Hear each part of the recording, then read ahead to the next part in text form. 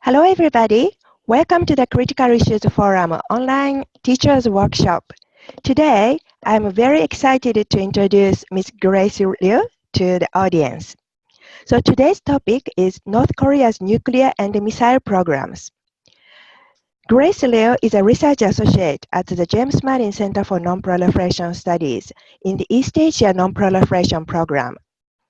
She produces a geospatial intelligence, translates Korean and Chinese sources, and uses 3D modeling techniques to assess WMD and ballistic missile capabilities. Her research involves applying open source information to verify treaty compliance, focusing on the Korean Peninsula. Previous work includes the prospect for codifying the international monitoring system as a verification measures in the Korean Peninsula nuclear weapon-free zone, manipulating remote sensing data to monitor uranium production, and using high-frequency satellite imagery to track missile launches. She holds a master's degree in non-proliferation and terrorism studies from the Middlebury Institute of International Studies, and MBA in International Management and a BA in International Relations and Military Science from the University of New Mexico. Grace also served as an analyst in the armed forces. So today I'm very happy to have a Grace for the Critical Issues Forum, and actually this is her first time to give a lecture to the Critical Issues Forum participants. So I'm so very excited. So I'm going to give you a microphone to Grace. So now stage is yours. Perfect. Thank you, Masako. And hi, everyone. Like Masako said, my name is Grace Liu, and I'm really happy to have you all join me. And if you're watching this after the fact, I'm sure you might have some questions, and I'm happy to take all the questions that you have. So you can email me, and we'll send out the contact info afterwards. But today I'll be talking about North Korea's nuclear program and basically how the history of the program brought it to what it is today. And I'll talk about some of the capabilities that they have today and what that means for disarmament in the future. So let's get started. So here's an overview of the slides that I'll be going over today. So first we'll go through the general history of North Korea. Then we'll move into ballistic missile development, their nuclear development, and then talk a little bit about procurement and proliferation. So this means their trade networks, how they're moving around money, how they're acquiring goods that are important to their nuclear program. And then lastly, we'll talk about the Singapore summit and beyond. So now that Kim is talking to other world leaders like Trump and like Moon Jae-in, what does that mean for prospects for denuclearization? Here are some key events in North Korean history. So in 1948 is when the DPRK was officially established with the eldest Kim, Kim Il-sung, as the chairman. In the 1970s is when North Korea acquired their first Scud-B missile from Egypt, and I'll talk a little bit about this later. So this marks the beginning of their missile program. And then in the 1980s, about a decade later, is when the North Koreans, along with the Soviet Unions, started constructing the Yongbyon Nuclear Scientific Research Center, which we know produces at least some of the nuclear material that they use in their weapons. So one of the things to really know about North Korea, if we want to look at their decision-making processes, is especially some of the philosophies that each of the Kims have brought to their leadership in North Korea. So during Kim Il-sung's time, his big philosophy was called juche.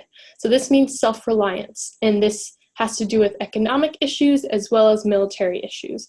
So this is the idea that the North Korean people should be able to indigenously or themselves produce their nuclear capabilities, their missile capabilities, and not only to develop these technologies themselves, but to also produce these technologies later on. The second philosophy that I want to talk about is called Sungun policy. So this policy was implemented by the second Kim, and this policy really stressed military first. So we can see during most of Kim Jong-il's rule in North Korea, they had a lot of focus on military, not as much on economic policy, and we'll see how that was actually the big beginning of their nuclear power. The last philosophy that I'll talk about is called Byungjin policy. And so this is what the youngest Kim now is spreading throughout North Korea. And this is the idea of parallel development. So this means that both economic and military development is happening together in parallel. So we can see that the newest Kim actually focuses on both of these aspects and not just military like his father. So now I'll go into North Korea's missile development. So as I said before, North Korea acquired their first Scud-B missile from Egypt. So for those of you who are more familiar with missile systems, you'll actually notice that the Scud system is a Soviet missile system. So why did North Korea get it from Egypt? Well, there's a couple of reasons. So the first reason is that North Korea first asked, of course, their closest allies at the time. So they asked the Soviet Union and they asked China to both help them acquire more missile technology. Unfortunately, both countries said no. So then North Korea had to turn to some other countries in the world who could share missile technology with them. So it just so happens at the same time, Egypt was beginning to sever, not necessarily sever, but they were beginning to decrease ties with the Soviet Union. And since Egypt wanted to keep their missile program, they needed to have another country or some other allied state help them continue to develop their missile program. Because at the time when Egypt was moving away from the Soviet Union, they were trying to align more with the US and the UK and some Western states. And these Western states did not want Egypt to have ballistic missiles. So what Egypt ended up doing was making this deal with North Korea, saying, here, we'll provide you with the technology so that you can figure out how these systems work. And in turn, you can help us produce some of the parts and maintain our missile capabilities so that it was a win-win situation for both Egypt and North Korea.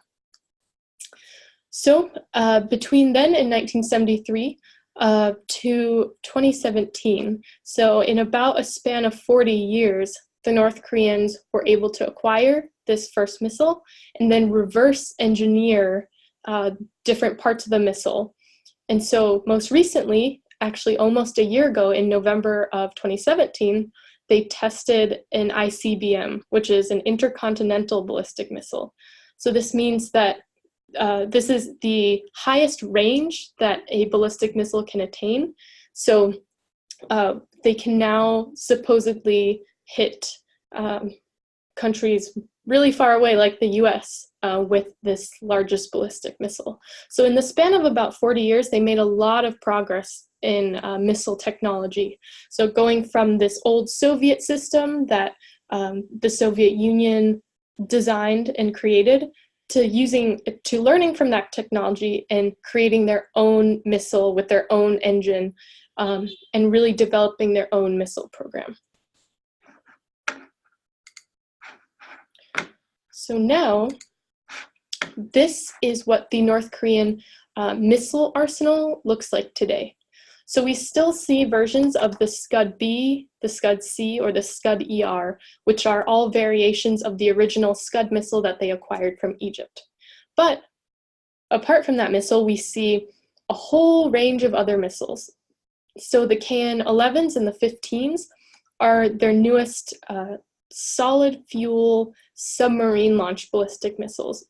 So this means that North Korea can now use missiles from submarines so that they can send their submarines somewhere out into the ocean and launch missiles from there. And that's a little bit of a scary prospect. But in addition to the submarine-launched ballistic missiles, they have these other land-launched ballistic missiles. And so if you look to the far right, the KN-22, or the Hwasong-15, as they call it, is that most recent and largest missile that they've ever tested, which was tested in late November of last year. And so the KN-22, or the Hwasong-15, is the missile that can allegedly hit the United States. So here are other images of the Hwasong-15 from the launch video. So on the left, you can see the Hwasong-15 in the warehouse where it was stored on the vehicle. It's called a transporter erector launcher, or a TEL. So this is the type of truck where you can put a missile on top and then transport it somewhere. And then if you see to the right, they can use equipment from the same vehicle to erect the missile and then to launch it from there.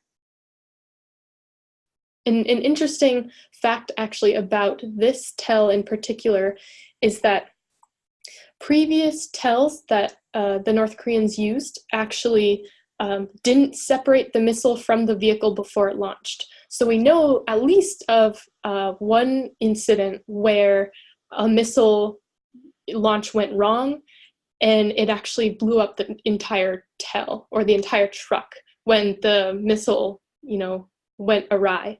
But for this vehicle, the launch table, the area that, or the equipment that the missile is standing on in the right video, is actually detachable from the rest of the vehicle. So they'll bring the vehicle in with the missile to where they want to launch it, then they'll erect the missile, and then they'll detach the truck from the missile so the truck can drive away safely before they launch the missile. All right, so now I'll talk a little bit about their nuclear development. So as I said before, in the 1980s is when we began construction of the Myeongbyon Nuclear Scientific Research Center. And this was in conjunction with the Soviet Union at the time. So both the Soviet Union and the North Koreans collaborated on this project. So in 1993 is when the IAEA declares for the first time that North Korea is non-compliant with the Safeguards Agreement. So the Safeguards Agreement allowed inspectors from the IAEA to come in to see if North Korea was producing as much fissile material as they claimed that they were, and to make sure that they weren't diverting some of this material to a nuclear weapons program.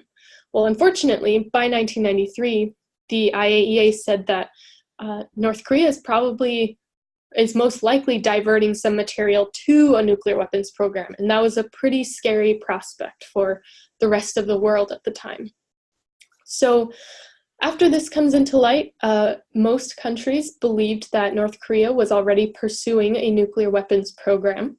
So with all this discussion and some of these accusations going around, North Korea, eventually became pretty fed up with the international community. So in 2003, under Kim Jong-il, the second Kim's rule, they withdrew from the NPT. So the reason why this is significant is because only 3 years later, North Korea conducts its first nuclear test. And I'll show you exactly where that test happened within their test site on the next couple of slides. And then between 2006, when their first test was, to 2017, their most recent test, they've had 6 nuclear tests, and they've been able to go from a failed first test to, in 2017, the largest and supposedly thermonuclear test, which means that they have developed very complex nuclear weapons technology within a 10-year span. So it's the same pattern that we see with their missile development, is that North Koreans are able to learn from either previous partnerships that they've had with the Soviet Union, or from open source material, or maybe current partners such as China, and they're able to take what they learn and apply it to new weapons designs in both the missile sphere and the nuclear device sphere. So here are two pictures of the two nuclear devices that North Korea has shown us so far. So the one on the left is from March 9th, 2016. And this is Kim Jong-un standing in front of what we believe to be an implosion device. So this is a single stage nuclear device, and the yield is relatively small. It's not a huge weapon by any means. And if you check out the Mount Montauk map that I'll show you in a little bit, you can actually see exactly how big the cavities were from the explosion. But this weapon on the right was, or I'm sorry, on the left was there from their fourth nuclear test. And so you can see the difference between that weapon and the weapon to the right. So we believe the weapon on the right is actually their thermonuclear device. So this means this weapon has two stages and is much more complex than the weapon on the left. So the device on the right is what they tested in September of 2017, and this was their largest nuclear detonation by far. And this pictures of this device put together with seismic data that we got from the nuclear test is what makes analysts believe that North Korea has successfully designed and detonated a thermonuclear weapon. Right, so this is imagery of the Punggye-ri nuclear test site. So all 6 of North Korea's nuclear tests have been done here.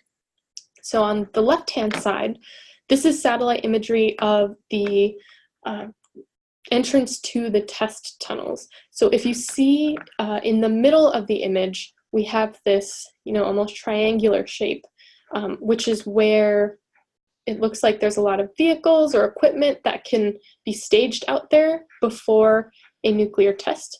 And if you go to the uppermost tip of this triangle, that's actually where the tunnel entrance is to the main nuclear test site tunnel. And then you can see even to the north of that, you can see these big piles of gray, and those are actually spoils piles, which are the dirt that they have to pull out from the tunnels in order to dig them. So you can see just how much dirt is removed and how big these tunnels must be. So on the right here is a 3D model that we made at CNS of the Punggye-ri nuclear test site. So if you go to sketchfab.com and type in James Martin CNS, you can actually look around this test site yourself. But in this model, we basically took topographical data, so what exactly the mountains look like, and then we put it into a 3D modeling software so we could make this model of exactly this mountain to scale. And after we did this, what we did was we worked with seismologists and geologists to map the relative location and sizes of each of the 6 nuclear tests and put them inside this mountain. So if you go to this model in Sketchfab, you can actually move around and flip the mountain upside down to see how big each of the test cavities are. And you can tell the size of the first nuclear test and the size of the 6th nuclear test is drastically different. And you can see how much advancement they would have made in nuclear device technology in order to make this happen. All right, so now I'll talk a little bit about the procurement and proliferation. So again, this has to do with how North Korea acquires the technology and the equipment and the parts necessary to make their nuclear devices or their missiles. And so we know by tracking different ships, by analyzing their trade networks, that they actually acquire a lot of their equipment through illegal means. And we can see that sanctions that are intended to prevent this don't actually work. So here you can see some of the procurement activities that North Korea is involved in. And this is an example of how complicated a North Korean procurement network could look like. So this type of network where North Korea is trying to get a piece of equipment or maybe a missile part or some type of resource that they need to make their weapons can span over several countries and several companies. It can involve banks, it can involve embassies, as well as various individuals. So in order to make this happen, North Korea has to reach out to a lot of people, has to establish these connections, and especially make this trade network essentially complicated enough so that most people don't recognize that they're importing or exporting illegal goods. So here is a slightly more zoomed in version. So if you'd like to look at this, I believe this was the procurement network that was discovered in 2012 or 2014, where North Korea was acquiring a part that they used in the nuclear test to measure parts of the test, and they were acquiring this actually from a Japanese company. All right.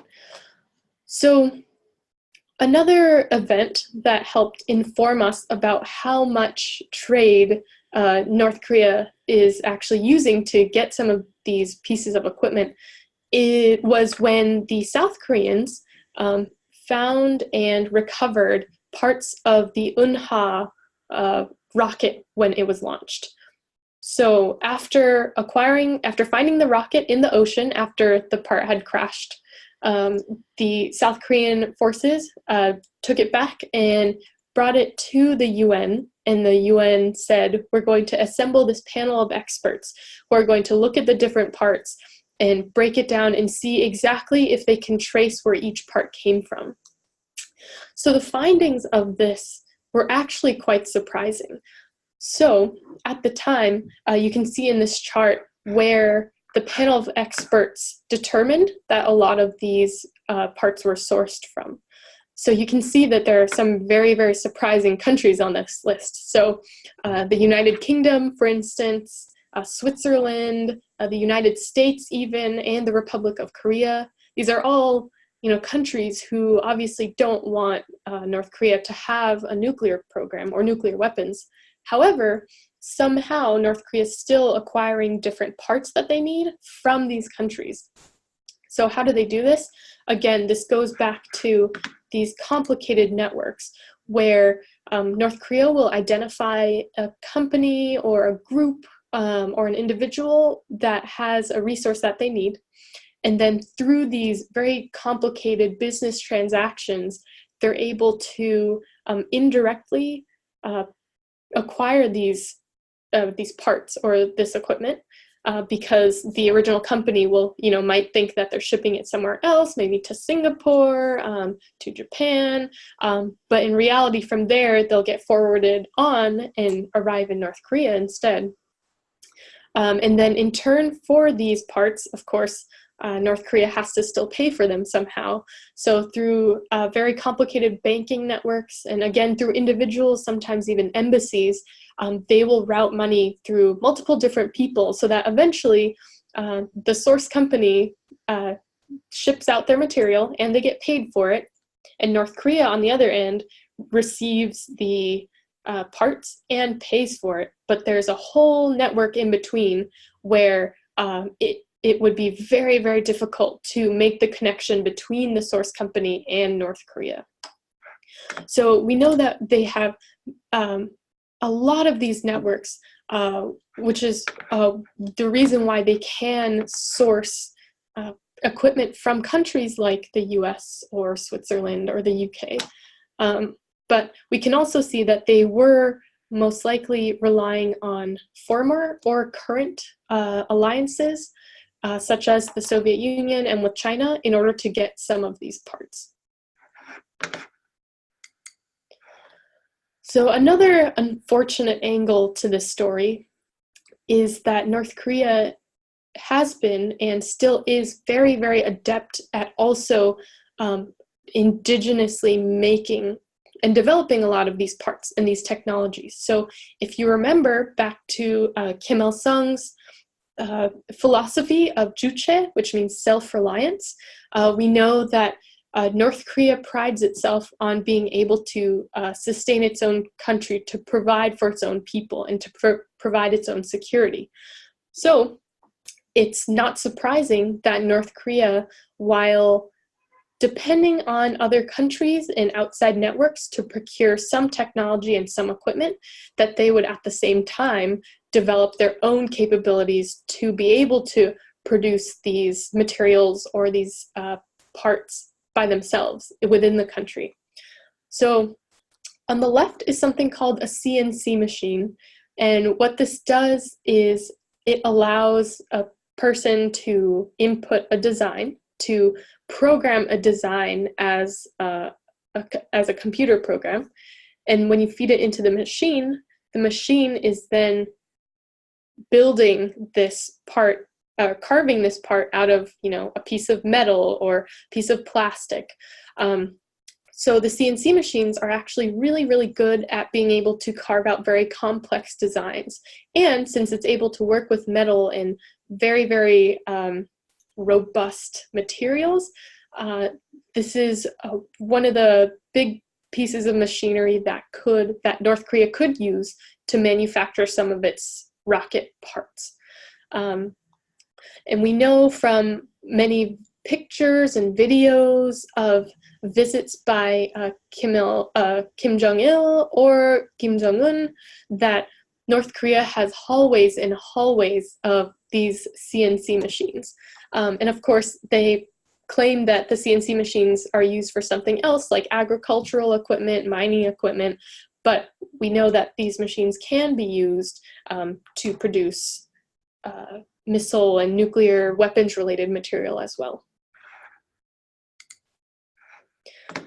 Another feature that we know North Korea can probably produce indigenously is called UDMH. So this actually stands for unsymmetrical dimethylhydrazine, which is a rocket propellant. And so there was actually a US reporter who claimed in about 2016 that North Korea probably can't produce this material. So when we actually heard the story and we read the article, we thought, well, why couldn't they produce this material? So we went looking for information that would prove that they could. So what we found was compelling, but not entirely surprising.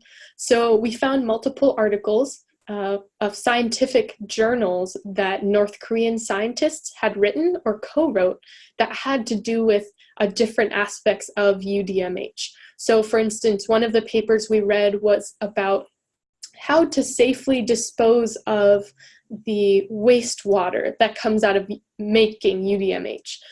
There was another study that focused on the negative effects of UDMH and agriculture around it. So it's very hard to believe that there would be, several North Korean scientists who dedicate themselves to learning about, the effects of this chemical or the wastewater of this chemical if they weren't making it in their own country.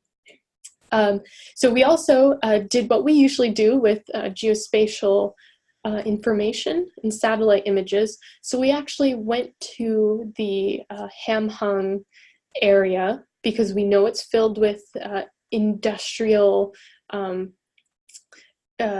production centers, research centers. So we looked around and said, where can we see a facility that could support the production of UDMH? And we found that actually near Hamhung, near the February 8th Vinalon complex. And this was a complex that we know can produce certain chemicals because we've seen pictures of equipment inside the complex. We know that it's involved in making textiles, I'm sorry. And we know that this equipment can be used for multiple purposes. So we actually identified even a complex that is probably involved in making this exact rocket propellant. So what's the bottom line here? There are several. So first is that North Korea has well-established networks to procure the parts and the technology and the resources necessary to produce a nuclear weapons program, or to now build onto their nuclear arsenal. We know that they've been able to build this network despite heavy sanctions and international pressure. So if we want to try to solve this issue in the future, putting heavier sanctions on North Korea or doing the same things that we've done before is not the option, or are not the options that we should take. We also know, unfortunately, that even if we stop a lot of these networks, a lot of these trade networks, and cut off the supply from outside the country, we know that they have both the equipment and the expertise to produce key components of their nuclear weapons program already by themselves. So what does that mean? It means that they have a missile, an arsenal of missiles that they have already demonstrated is fairly capable, and that they have a nuclear device program that is also at least, if not reliable, at least working. So when we put these together, what we can assume, the worst case possibility, is that they do indeed have a reliable and operational intercontinental ballistic missile and a thermonuclear weapon that can fit on this missile. And so analysts who are looking at the strategic threat of North Korea should absolutely keep this in mind. And so here again on the right is a picture of the Hwasong-15 in a parade earlier this year. So it seems that they're really, still up until early 2018, they were still parading their nuclear capabilities. They're still very much trying to prove that they could deliver a nuclear payload to any country that threatens them. So what does that mean now? So starting in April of this year, it seemed like the relationship between North Korea and other countries might be thawing a little bit. So we see in April, that's when we had the Kim-Moon summit at the DMZ. So this was a historical event. They took lots of pictures, lots of videos, they shook hands. They even signed something that said, "We want to make the Korean Peninsula more peaceful. We believe in reunification." And then, of course, after this initial summit between Kim and Moon, then we have the summit between Kim and Trump later in the summer. And during this, it was very similar, where there was a lot of pictures, a lot of videos. They shook hands. They also signed a declaration. And in this declaration, we have one line, and just one line, about North Korea denuclearizing. And unfortunately, the language here isn't perfect either. So I think it says something along the lines of North Korea agrees to pursue denuclearization, or either way, it's very vague.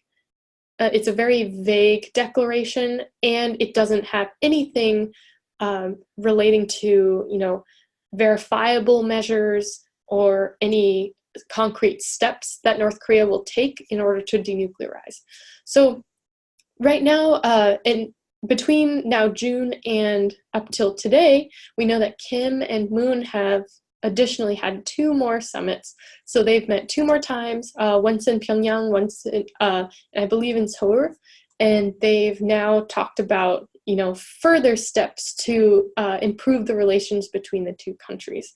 And we see that they've started building, I believe, a road that goes across the DMZ, connecting the 2 countries again.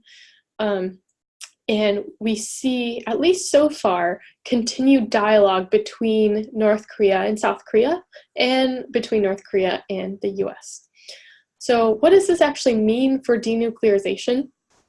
Well, we can actually see through satellite images. So right after the first Kim and Trump summit, or the only Kim and Trump summit, we see that there was some activity going on at Sohae, which is their space launch vehicle launching center, but we're not quite sure what type of activity this is. So we know that they have dismantled parts of the test stand at the site, but this necessarily, doesn't necessarily mean anything permanent in terms of denuclearization.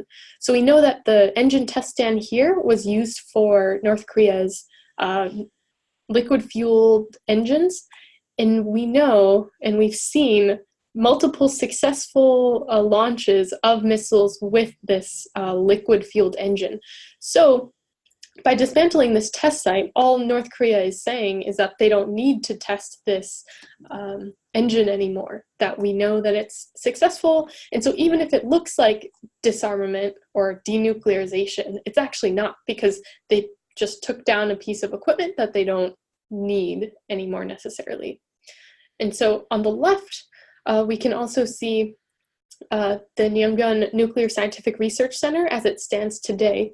And this was an image that we took very briefly after one of Kim and Moon's, I think their second meeting, where Kim also said, depending on what the Americans are willing to give up, we can talk about dismantling the reactor at Yongbyon.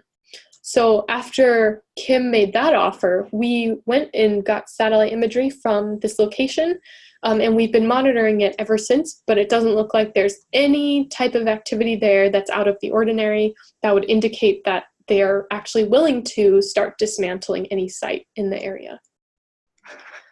And so these may seem like progress, but I don't think it necessarily signals anything permanent or verifiable towards denuclearization.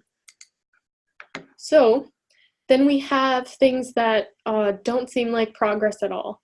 So on the left, this was immediately following the Trump-Kim summit as well. So later in the summer this year, this again is in the area called Hamhung, and we could actually see through satellite imagery again that North Korea is not only renovating buildings in the area that we know to be affiliated with their solid fuel missile development, but that they're also building on additional structures and continuing construction as before. So this kind of signals that the Trump-Kim summit may not have meant a lot at all if North Korea is continuing to develop these sites that are affiliated with ballistic missile production.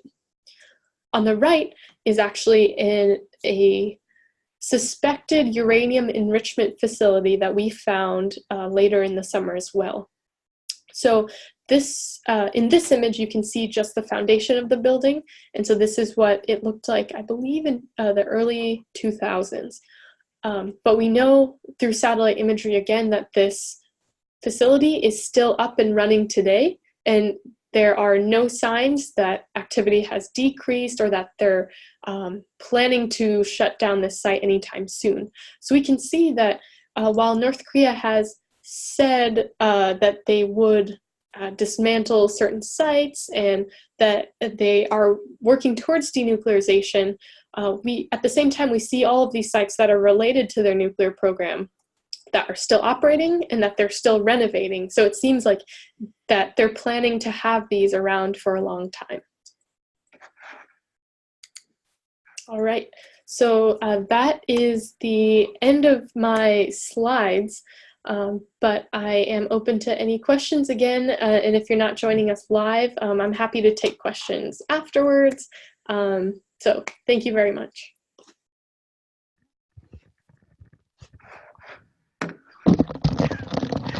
Sorry about that. So Thank you so much, Grace. That was really comprehensive and really excellent lecture. Thank you so much. Can you hear me? Yes. Okay, good.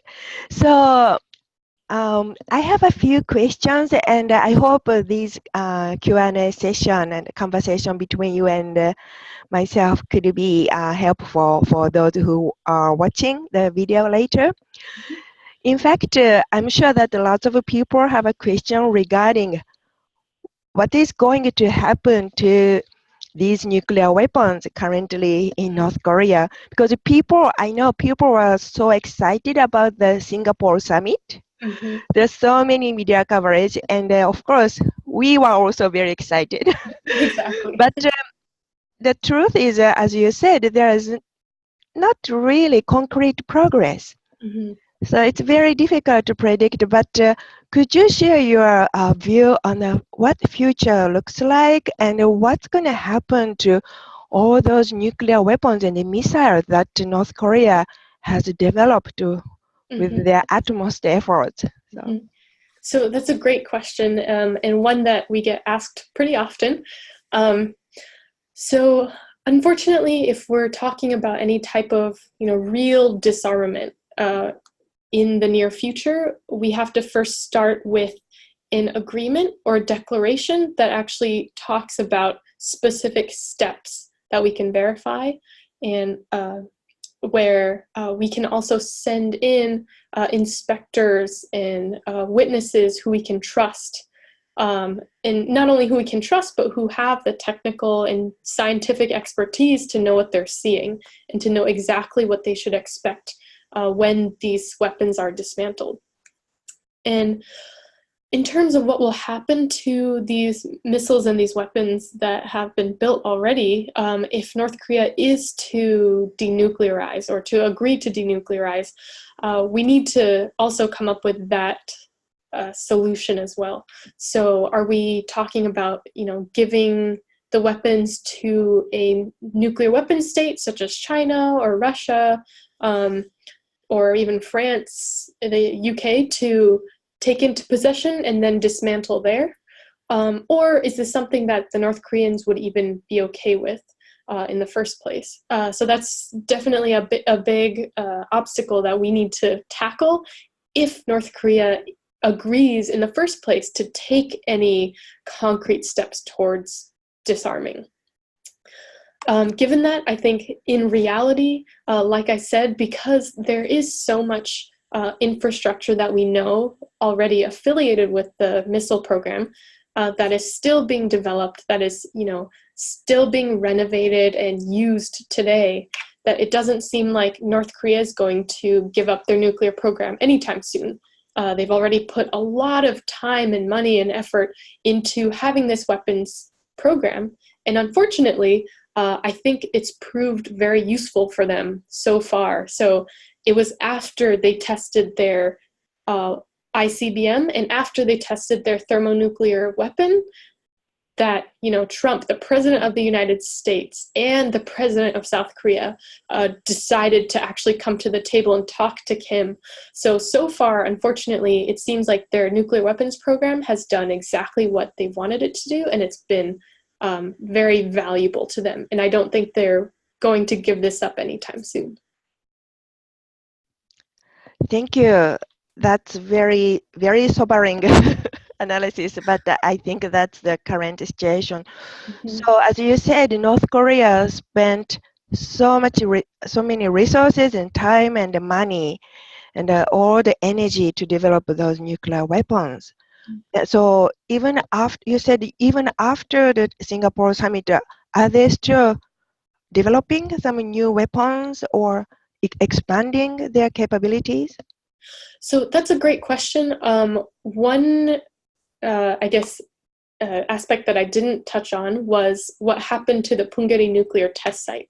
So in May, one of the good actions that North Korea took was to dismantle or supposedly dismantle this nuclear test site. So what they did was they had a bunch of reporters go out to the nuclear test site and they put explosives into the tunnels and they blew up the the test tunnels. So at the time, North Korea claimed, we don't need this nuclear test tunnel anymore. We're not testing any new weapons. So this could be a good or bad thing at the same time. So one, if they're not testing, that's great. That means that we shouldn't have to worry necessarily about, some of the horrible effects of weapons testing or weapons use, such as the radiological effects, environmental effects. But at the same time, this might also mean that North Korea has acquired enough test data from their previous 6 tests in order to populate a computer simulation or a testing software. So this means that they could still be testing new weapons designs or even existing weapons designs. It would just be harder and harder for us to see it because these would only take place, in a computer. So in terms of nuclear devices, I would say that, they are, if they're practicing good science, they're always going to want to improve on an existing design. But I think what the September 2017 test showed was that their existing design, or the design that they showed at that time, already works, or works well enough to convince the rest of the world that they have weapons that work. So they could be doing some, minor changes to their devices, but we can't really say for sure. In terms of their ballistic missile programs, we see the same thing where they said we won't test ballistic missiles anymore. So that's definitely been the case. But at the same time, for example, I think about 2 or 3 weeks ago, we got an announcement that North Korea had tested I think they called it a highly advanced weapon system, or something like that, or a highly modernized, ultra-modern weapon system. So we see that they're not, when they say they're not going to test ballistic missiles, they mean that very, very specifically. So they're still going to continue testing other weapon systems and still continue to develop their military capabilities, both nuclear and non-nuclear.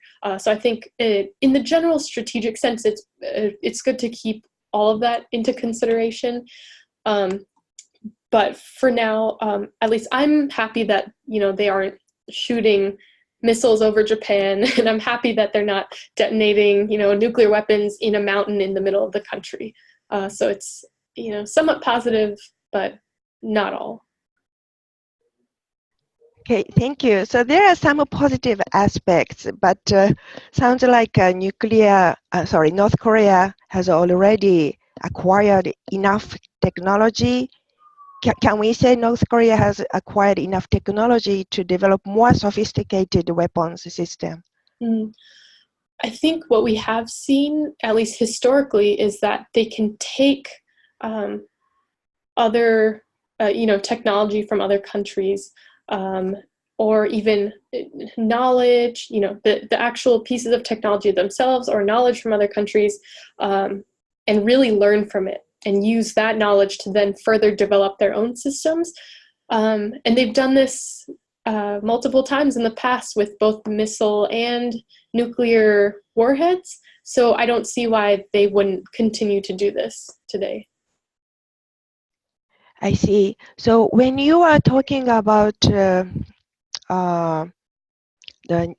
missile technology, like missile systems, you said North Korea has already developed ICBM. Mm-hmm. So is it correct that North Korea has a ICBM that can reach the United States mainland, and North Korea can also put the thermonuclear warhead onto that ICBM? It sounds very, very scary. So, it does. Could you elaborate? Exactly. So the bottom line is we don't know. And so what we can tell you is how we've arrived at these conclusions. So first, with the Hwasong-15, that black and white missile that they tested most recently, usually when they test these missiles, they test it at a lofted trajectory, which means that instead of launching it at a 45 or near 45 degree angle where the missile would fly as far as it could. They tested it at a more vertical trajectory so that instead of flying far, it just flies very high up. So our calculations of how far the missile can fly is based on this lofted trajectory of the tests that we have seen. So we use the vertical distance that the missile travels, plus the weight and the fuel and a lot of other different components to calculate, if we actually launch this missile closer to a 45-degree angle, then what would that distance look like? And unfortunately, I mean, with those calculations, it seems like the distance of that missile is pretty significant. So if this calculated distance is correct, then this missile is capable of reaching the United States. But of course, until we see it actually happen, we can't know for sure. And I really, really don't want to, encourage them to show us if this actually works or not. In terms of the thermonuclear device that can fit on this type of missile, the only indication that we've gotten that this might work is that they've shown diagrams in some of their pictures where they have fit a diagram of the missile or of the warhead inside the nose cone of the missile.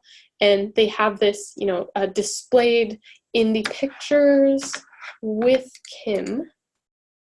See, so in the back, if you look at the picture on the right and to the very back left of the image, you can see this diagram where that's the nose cone, we believe, of the Hwasong 12, I think, at the time. And you can see a mini diagram of the warhead inside the nose cone. So, just because they showed us a diagram, does this mean that, the warhead actually fits? Does it mean that the missile can actually carry the weight of such a warhead? We also can't determine 100%. But if we go back to the missile, we can use the different parameters of the missile and the very similar calculations to see, how much weight could this missile carry and how far could it carry it. So with these calculations, and if everything went perfectly, it seems that yes, North Korea probably has an ICBM that can carry this thermonuclear payload, but we can't be sure 100%. Thank you. It's really important to understand that it's very difficult to have accurate information, but it's really amazing that you and your team acquired this information using only open sources. Mm-hmm. I think it's please. Oh yeah, in open source, especially when we're able to use some of the new and emerging new tools, available to us on the open source. I think open source analysts are, still getting better and better information and better sources, so that we can make more accurate assessments about programs like this.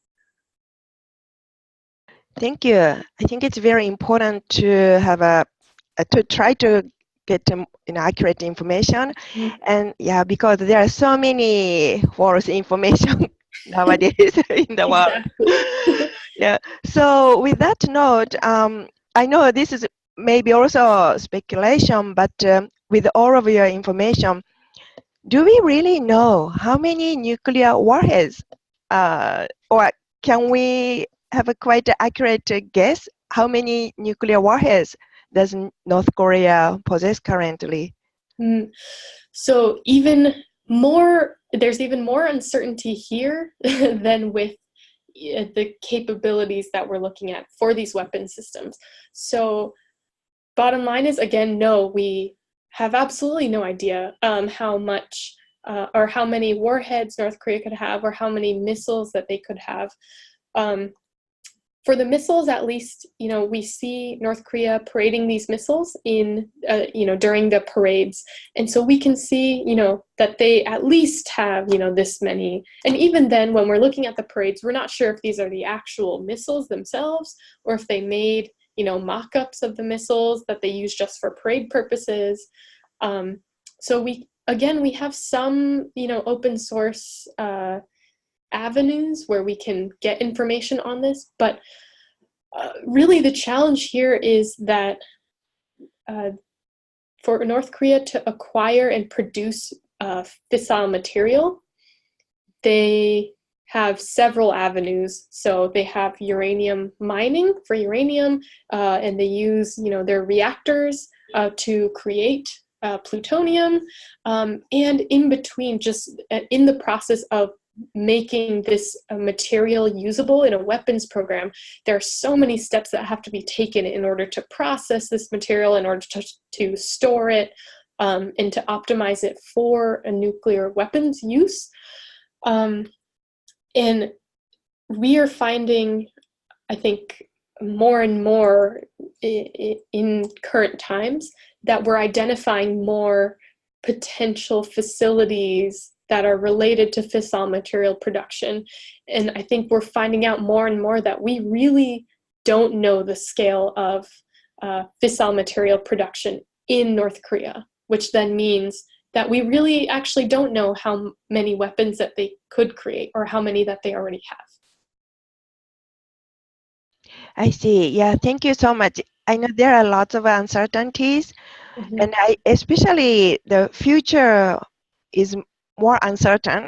And as Mm-hmm. you also mentioned, at this point, there is no concrete verification. Mm-hmm. So, although we have witnessed some breakthrough in diplomacy Mm-hmm. between the U.S. and North Korea, given the unpredictability, predictability. Mm-hmm. Yeah, it's very difficult to predict what's going to happen to these two leaders. Do you see any very negative development moving forward? I don't want to draw some worst case scenario, but Right. what's your prospect if we need to be very cautious? What's the negative scenario we need to be prepared for? So I think there are negative potentials for not only prospects on the Korean Peninsula, but for the rest of the world as well. So when we're looking at just the Korean Peninsula, we don't know whether, Kim will decide to pull out of the negotiations tomorrow or next week. That's just, unpredictable. We've seen him, flux on this subject multiple times. We know that, they canceled the Kim-Trump summit originally, but then brought it back. And so we can see that there's a lot of, the unfortunate aspect of diplomacy is that, things could change at any point. So what is important right now, given that aspect, is trying to get some type of nuclear safety and security infrastructure into North Korea at this time. And I know that's probably not the most popular opinion. If you ask most people, will all say, of course, we want North Korea to give up their nuclear weapons program.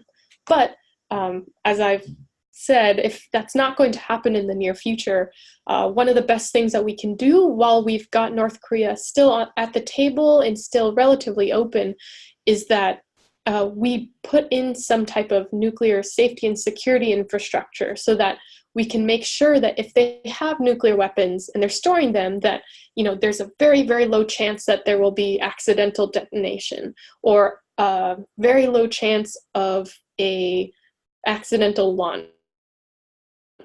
What we don't want, if these weapons are going to be around anyway, is any type of nuclear accident. So I think that's what we should be focusing on. But if things go south, worst case scenario is that North Korea just continues developing their nuclear programs, and that they might develop even warheads with higher yields, or maybe they'll develop ICBMs with longer ranges as well. So I don't want to say the possibilities are endless, but they are. So right now, I think it's important to just keep North Korea at the table. Unfortunately, also, when we look at, the worst case scenario outside of the Korean Peninsula, and just in the international sphere, we can see that, weapons of mass destruction, I think, are becoming more and more of an issue again. And I say this because any type of deal or, any type of nuclear weapons related treaties, sanctions or activities that the US is involved in will have implications in other places, such as Iran. So if we see, that Trump was willing to, meet with Kim, this leader of this small country that, really maybe Trump didn't need to meet with because of any other reason, but because they were suddenly a nuclear threat, he was willing to go to the table with them. This can have strong implications for countries like Iran, who we know also was interested in pursuing nuclear weapons, probably or allegedly for regional security or regional issues. But we obviously can see that a nuclear weapons program can have bigger implications for other international relations. So in the end, I think anything that the US does with North Korea or what South Korea does with North Korea is going to be looked at very carefully by some other states around the world who are interested in developing a nuclear weapons program, to see, oh, look at this country that succeeded in building a program, look what they got out of it. So that is, the last message that we want to send. But unfortunately, it seems like that is the message that we're sending right now. Thank you. That also reminds me the role of nuclear weapons and especially the current US administration in the recent nuclear posture review. Mm-hmm. It looks like the United States is increasing the role of nuclear weapons in the security. So that, as you said, it's really international efforts that we really also need to focus. So with that note, do you, maybe this may be the last question, what's the role of regional actors? This may be also very open-ended, very difficult question, and perhaps no one has a specific answer, but do you have any, maybe you can just share your view on the role of a regional region, countries in the region. Absolutely. So I think this region is, incredibly unique, where we have on this small peninsula two countries that have been at odds since they were created, and behind these countries, behind each respective side, we have, larger nuclear powers that are, that still have, heavy influence in the region. So I think one of the ways that other states in the region can get involved is by providing either, safety and security measures or verification technology when it's needed. So I think getting more actors or actors in the region involved, if disarmament becomes, more realistic, is very important. So for instance, since Japan has a lot of infrastructure around, fissile material production, but then also with mixed oxide fuel creation, and so Japan has already some of the infrastructure needed to to know about the safety and security issues surrounding fissile material. They have people who have expertise in, what this looks like, what the processes look like. I think it's very important to involve those people, especially from the region, in any subsequent disarmament agreement or process. At the same time, I think it's also important for actors outside of the two Koreas to only involve themselves when they are asked to. So when we boil it down, I think the Korean Peninsula should be an issue that the two countries should resolve themselves. And unfortunately, in the entirety of the Korean Peninsula history since the Korean War, this hasn't been the case because we have actors like the US or Russia or China, really getting, too involved in Korean issues. But it seems like what Kim and Moon are doing now, even if, we don't agree with the process, is that they are trying to take this back so that the issues that they're discussing are just concern themselves, and so that they can start making the decisions on what should happen next on the peninsula. So there's many, I think, diverse aspects to, how regional actors should or shouldn't get involved. But again, with any type of proposal or involvement, it should start with one of the leaders of the two Koreas to really either ask for this involvement or to come to us and say, how should we proceed next? So we should try to put the ball in their court as much as we can. Great, thank you so much. You gave us many important information, and we learned a lot. Thank you so much. And do you have any final message to these high school students who are going to studying very challenging topics? Mm-hmm. I would just say it is a very challenging topic. There's a lot of intricacies and details that come with the nuclear field, but I think that's what makes it a lot more interesting. So don't get discouraged. I know some of it can get complicated, but I hope you enjoy it, and I'm really proud of you all for doing this program. Great, thank you so much, Grace. So I hope you enjoy this very difficult but very challenging, important topics. So thank you so much for watching this video, and thank you very much, Grace, for very insightful lecture. Thank you. Thank you. Bye.